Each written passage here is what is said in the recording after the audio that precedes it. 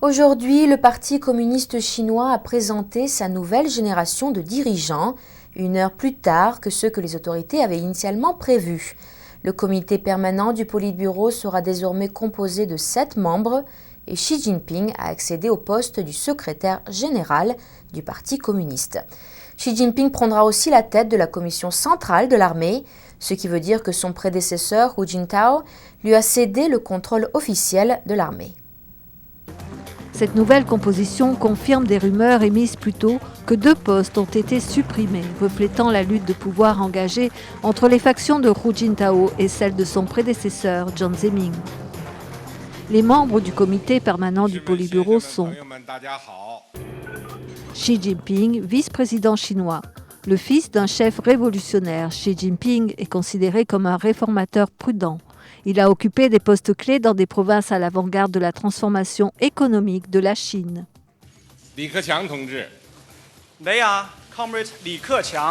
Keqiang, vice-premier ministre chinois. Il est considéré comme un autre réformateur, principalement en raison de son expérience universitaire, relativement libérale, à l'une des premières écoles chinoises à reprendre l'enseignement du droit après la révolution culturelle. Zhang Dejiang, secrétaire du comité du Parti communiste de Chongqing, formé en Corée du Nord, Zhang a été choisi pour remplacer l'ancien politicien disgracié Bo Xilai. Il a servi comme vice-premier ministre chargé de l'industrie.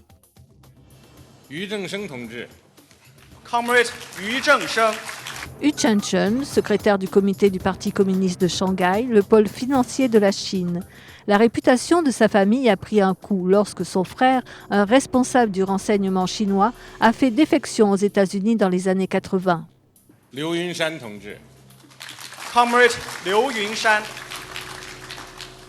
Liu Yunchen, directeur du département de la propagande. Il a été ministre du département de la propagande du parti, surveillant de près les médias nationaux. Il a auparavant travaillé comme journaliste au sein de l'agence de presse officielle Xinhua, en Mongolie intérieure. Wang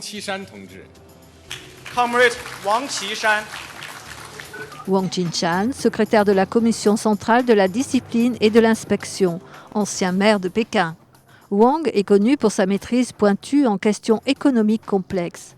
Il a été directeur général de la Banque d'État de construction de Chine et a mené des négociations commerciales avec les États-Unis.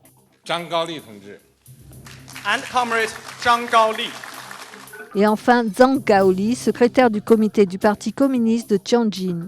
Ayant un style de travail terre-à-terre, il est un partisan de l'investissement étranger, avec une plus grande expérience de leadership dans les villes prospères comme Shenzhen et Tianjin. Voici les 7 dirigeants qui orienteront l'Empire du Milieu au cours des 5 prochaines années.